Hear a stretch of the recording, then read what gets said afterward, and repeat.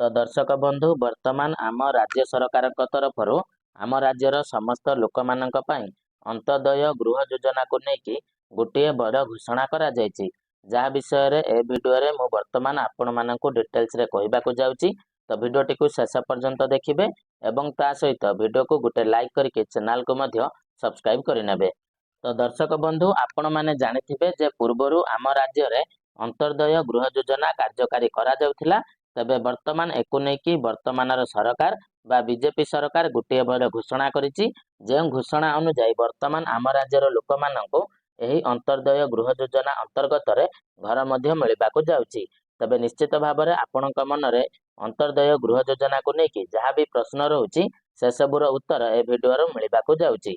तो देखंतु दर्शक बंधु वर्तमान सीएमओ ओडिशा तरफ आमर ट्विटर रे ए नेकी ट्वीट करा जायछि जे गरीब और निम्न आय वर्गर परिवारक पई लोकंक सरकार आरंभ करिसंती अंत्योदय गृह योजना 7,550 कोटी व्यय बराद विशिष्ट एही योजना माध्यम 3 वर्ष भितर 2,25,000 लोकंको पक्का घर जोगाई देबे राज्य सरकार। तबे दर्शक बंधु देखंतु ए नेकी सीएमओ ओडिशा तरफ वर्तमान ट्विटर माध्यम ट्वीट करा जायछि जे वर्तमान आम राज्य ओडिशा रे पाखापाखि 7,550 कोटी टंकार व्यय बराद करा जायछि एवं आगामी 3 वर्ष रे पाखापाखि 2,25,000 लोकंको एही योजना अंतर्गत रे पक्का घर जोगाई दिया जिबार लक्ष्य मध्य रहिछि।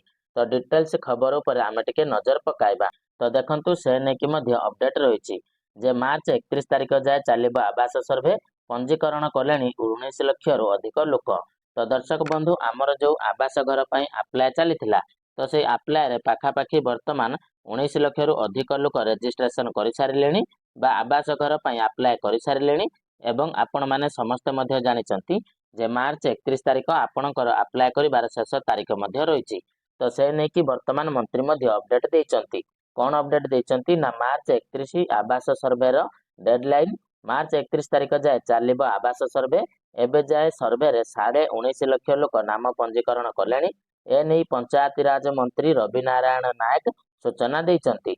एबे प्रधानमंत्री आवास योजना रो सर्वे चलीछि मार्च 31 जाए चलिबो। तो जेमिति आपण माने जानिचंती जे आवास योजना रे हमर जो अप्लाई चलीछि तो सेही अप्लाई करिबार शेष तारिख मार्च 31 तारिख रहिछि एवं वर्तमान सुधा पाखापाखि आमर मंत्री अपडेट अनुसार बा मंत्री सूचना अनुसार 19.5 लाख लोक आवास घर पई अप्लाई मध्य कर सारिलेनी। तापरे देखंतु सेपटे अंत्योदय गृह योजनार शुभारंभ करिवे मुख्यमंत्री मोहन चरण माझी। आसंता 30 तारिख रे कलाहांडी जिल्लारो आरंभ हेबो अंत्योदय गृह योजना। 50,000 लोकंको योजना सह जोड़िबे सरकार। एनै पंचायत राज मंत्री रवि नारायण नायक सूचना देइचंती। अर्थात अंत्योदय गृह योजना आपणकर केबेठारु कार्यकारी हेबो बा केबेठारु शुभारंभ करा जिवो ना एही मार्च मासर 30 तारिख रे कलाहांडी जिल्लारो एही योजनार शुभारंभ करा जिवो एवं पाखापाखि 50,000 लोकंको प्रथम पर्यायर घर जोगाई दिया जिवो। एटा मध्य वर्तमान सूचना रहिछि। ता सहित देखंतु अंत्योदय योजना अंतर्गत रे केउ मानको घर मिलिबो ना गरीब लोकंको अंत्योदय गृह योजना रे शामिल करा जिवो।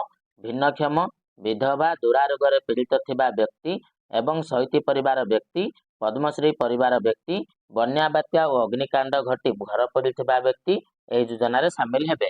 तो वर्तमान आपण मानक पई एटा गुरुत्वपूर्ण अपडेट रहिछि।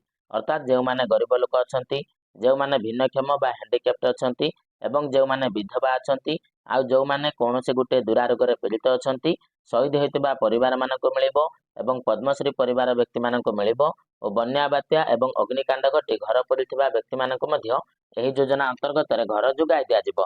तापरे देखंतु एथि पई ऑनलाइन आवेदन खोलिबो। फोन नंबर 0674681777 एवं वेब पोर्टल माध्यम पंचायत कार्यालय रे वीडियो माध्यम पंजीकृत करि परिबे। पंचायत माध्यम वीडियो सहित जोगाजोग पई मंत्री अनुरोध करिसंती। तो वर्तमान एटा मध्य आपणक पई गुरुत्वपूर्ण रहिछि जे हमर खूब शीघ्र एही अंत्योदय गृह योजना रे आवेदन करिबा पई ऑनलाइन पोर्टल मध्य खोला जिवो। अर्थात ऑनलाइन जरिया रे आपण माने समस्त मध्य आवेदन करि परिबे किंबा आपण मानको गुटे फोन नंबर मध्य दिया जायछि 067468177777 ए नंबर को मध्य आपण माने कॉल करिके आपणकर जहा किछि प्रश्न रहिछि तार उत्तर मध्य पाई परिबे। आ ता सहित वेब पोर्टल माध्यम रे पंचायत कार्यालय रे वीडियो माध्यम रे पंजीकृत करि परिबे। तो दर्शक बंधु जदि भिडियोटी टिके भी इनफॉर्मेटिव लगी था तो वीडियो को लाइक करेंगे और चैनल रे नुआ होइतले चैनल टी को सब्सक्राइब करनेबे आउ ता सहित आपण माने केउ जागार भिडियोटी को देखुचंती कमेंट माध्यम रे जणाई देबे एवं भिडियोटी को आपनक सांगसाथी मानक सहित शेयर करदेबे जहा द्वारा सेमानक पाखरे भल खबरटी मध्ये पहुंची पारिबो। तो दर्शक बंधु चलंतु आजिर भिडियो रे एतिकी पुणी देखा हबो आपण मानक सहित आ गुटे नुआ भिडियो रे। तो सेते पर्यंत विदाय दियंतु। जय जगन्नाथ।